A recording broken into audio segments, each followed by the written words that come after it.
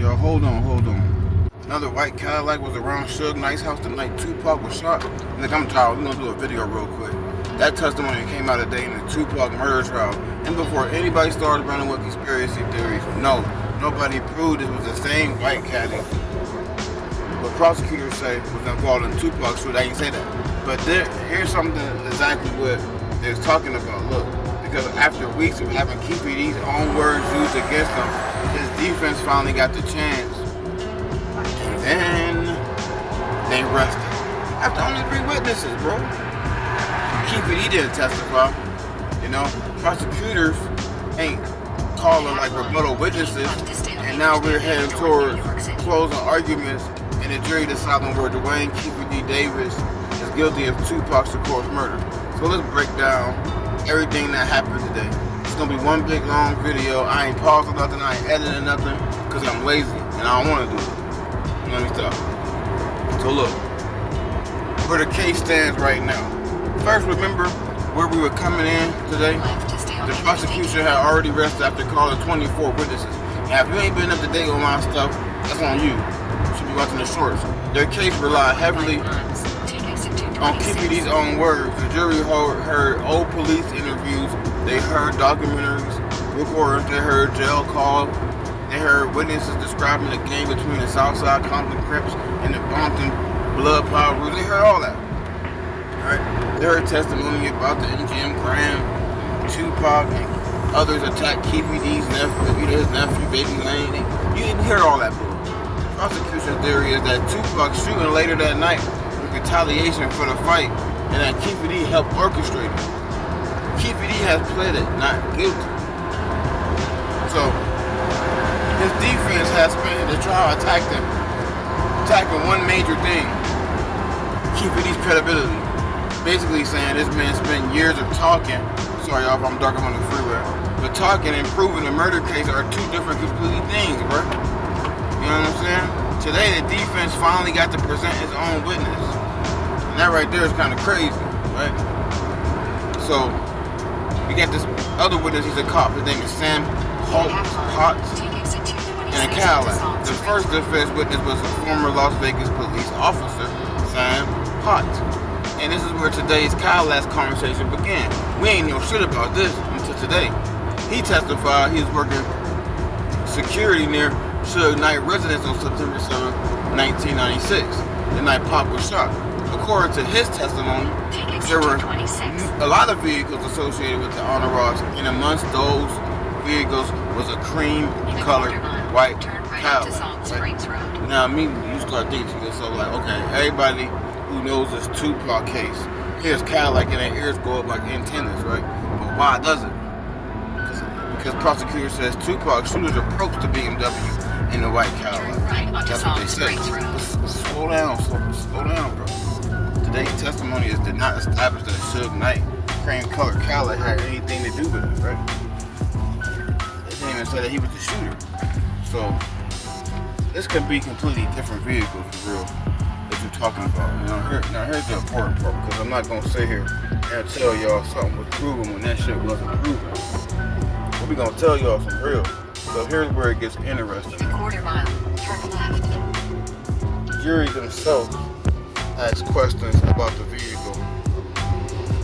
Hyt was asked whether he remembers seeing bullet holes or any other damages inside the car, particularly the Cadillac.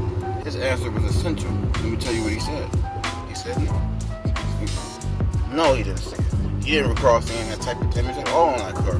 Now, does that prove anything about who killed Tupac? Hell no. It's gonna prove it. We still stuck at 1. We still stuck at square 1. But does it add another vehicle detail to the jury? Of course it does. Of course it does. Absolutely. You know? Can't. So, like, why the caddy matters? Let me tell you why it matters. And here's what gets people talking about this, right? For years, the Black Caddy, man, has been one of the most recognizable pieces of the Tupac Shakur trial ever heard. This prosecution theory involves Keefe D and other men inside that Cadillac that pulled up the Tupac car. Well, Suge Knight's BMW. So when a defense witness starts talking about a cream-colored Cadillac, associated with vehicles around Suge Knight residents, people start asking questions. So, but here, what we have to do is we have two separate things: questions and evidence, right? You ask these questions like, whose Cadillac was that? You know what I'm saying? Where did that shit even go? Was it even examined or cross-examined? Was it ballistics drawn from it? Did somebody else confuse the vehicles? I mean, that's a fair assumption. It's been 30 years, bro. But saying like that was a shooter's car is abysmal, is crazy. No, they ain't saying that. Today's testimony did not even establish that. And if you're following the trial seriously, like me, the distinction matters. If you're a Tupac fan, then you should be following it. So the second officer, let's talk about it. The former officer, Charlie Mangrum, took the stand. You heard he said, Mangrum also testified about what he remembered around Suge Knight's house that night. So let me tell you what he was saying, right? He was recalling like Tupac arriving in the passenger seat of the BMW.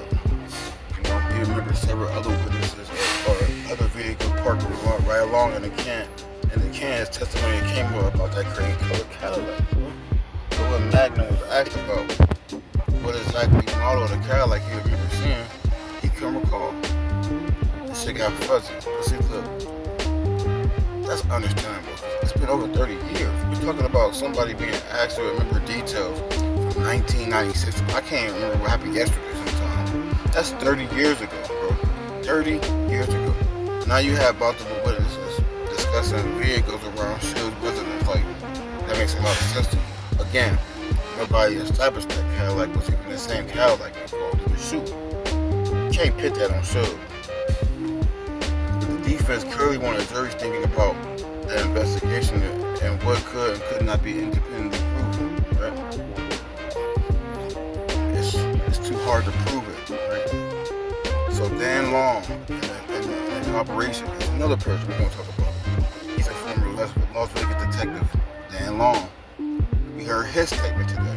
And to me, this gets into one of the biggest issues in the entire trial. So how much of Keefe D's story can investigators independently prove? Can't prove it. Let's think about it. Keefe D has made incriminating statements over the years. In here other than... So like, this dude Dan Long appeared in documentaries, bro. He's written a book. The prosecution says these statements contain details showing he had real knowledge of what happened. The defense says this dude was telling stories. He write books. So independent corroboration becomes extremely important. Right? Long testified about investigators being like attempting to verify the details surrounding Keefe D because, according to the testimony, investigators weren't able to independently verify anything through records such as hospital, rented cars, or none of that stuff. They can't prove none of it. And that is something that the defense could point out and say, I'm not a lawyer, but I'm pretty sure that's what they're going to say. They're going to say, see, you heard all these stories. Can you prove them? But where are the records? You need to have like a track record of things. You got to keep stuff. You got to keep things, stuff of, proof of stuff, like proof, like independent proof. However, that wasn't the entire story. Long also acknowledged that parts of Keefe D's account were consistent with information investigators already had. That's wild, bro. So the testimony cuts both ways, right? It goes this way and that way. Can you believe? I don't know what to believe. So here go the prosecution problem. This is where I think the jury has a difficult job. The prosecution doesn't necessarily need Keefe D's entire story to be perfect, or even like damn near true. People can misremember details, but people can lie about one thing and tell the truth about another. But the question is whether prosecutors presented enough reliable evidence to prove actually murder charge behind a reasonable doubt. That's going to be hard to prove because the defense has a very obvious argument. They're going to say, look how many versions of this story has been strummed up. Have you ever heard? Think about how many versions of this heard that. Keefe D identified Randall Anderson as the shooter. Previous interviews you got. So they say it was Puffy, then they say it was this.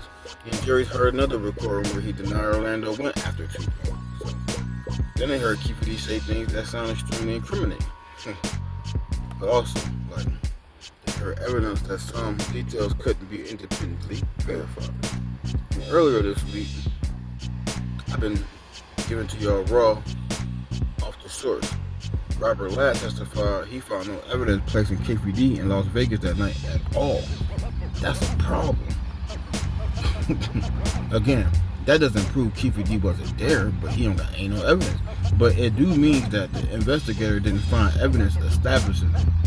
So that's a major difference, man. I can't prove it. You can't prove I was there. How would you know I was there? Why only 3 witnesses though? And something happened that surprised me though. Like, listen, I'm gonna break it down. After only 3 witnesses, you started questioning, like, the defense said, what up? They arrested. Now some people are going to hear that and say, 3 witnesses? That's all you got? That's it. But the number of witnesses doesn't mean or determine whether a defense is a good defense.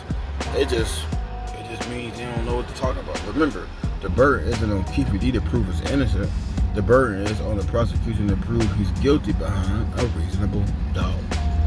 The defense can, like, theoretically win by convincing juries that the prosecutor's own evidence isn't reliable enough. They can win that way. So maybe their strategy isn't to let them go free, or maybe it ain't like to overdo it, like attack the investigation, attack the lack of corroboration, attack the lies, attack Keefe D's credibility even though he's their own client. Damn, that's kind of weird, right? And then tell a jury you can't convict somebody of murder because of stories you can't trust. That's probably where this is heading, honestly. I see kind of bad all over it, man. Keefe D doesn't testify, right? So then we got a question everybody wanted an answer to, right? Will Keefe D actually take the stand? Imagine that. Cross-examination about Keefe D. The prosecutor could basically confront him with years of statements, but they don't. Because he ain't gonna take the stand. These interviews, the documentary appearance off of the BT, the book, Red K and Murder Rap, the recordings, every contradiction, every alleged admission. It's crazy, man. But Keefe D said, no, I don't testify. He has that right. So look, this part is important. That's asking him not to testify as a constitutional right. A defendant does not have to testify. You can't force him to testify if he doesn't want to. And juries are not supposed to treat his decision and remain silent as evident that he's guilty. Strategically, fuck man. It really is. I understand why a defense attorney might not want him anywhere near witness that because he's not too much. $3 order. But once he starts answering questions, prosecutors get their opportunity to. So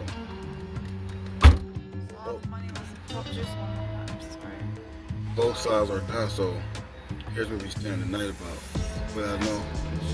The prosecutor has rested, so the defense has rested. Keefe D didn't testify. And the prosecutors reportedly are planning to call any rebuttal witnesses. That means we basically finished hearing evidence. That's all they got. So I've been going through this trial. It sounds weak. So next comes his lawyers found the opportunity to put everything together. Close the arguments. Yeah, the prosecutor gets to tell the juries, here's by Keefe D's own words, the witnesses, the gang retaliation evidence, and everything else prove our case. Then the defense gets to say, hey, look at the contradictions. Look at what investigators couldn't prove, couldn't verify. So, man, you gotta look at the witnesses too. They couldn't establish. And you gotta ask themselves, like, can you really convict this man of murder behind a reasonable doubt, behind a book, behind lies and fabrications? We're gonna end this in a minute, man. So that's why today's testimony matters. I knew that they was gonna hear a lot of stuff, not because somebody proved that Suge Knight cream color Cadillac was the shooter's Cadillac. They ain't proved that. The importance is that we still asking questions about vehicles records and anybody who corroborated and what investigators actually established 30 years later. It don't make no sense. I thought you had all the information you need while you trying to prove this shit when you thought you already had it. Keefe D is getting closer to being in the hands of the jury. So I want your opinion. After hearing the prosecution and the defense cases, has this stage proven that Keefe D is guilty behind a reasonable doubt, or that his defense attorney created no code for reasonable doubt?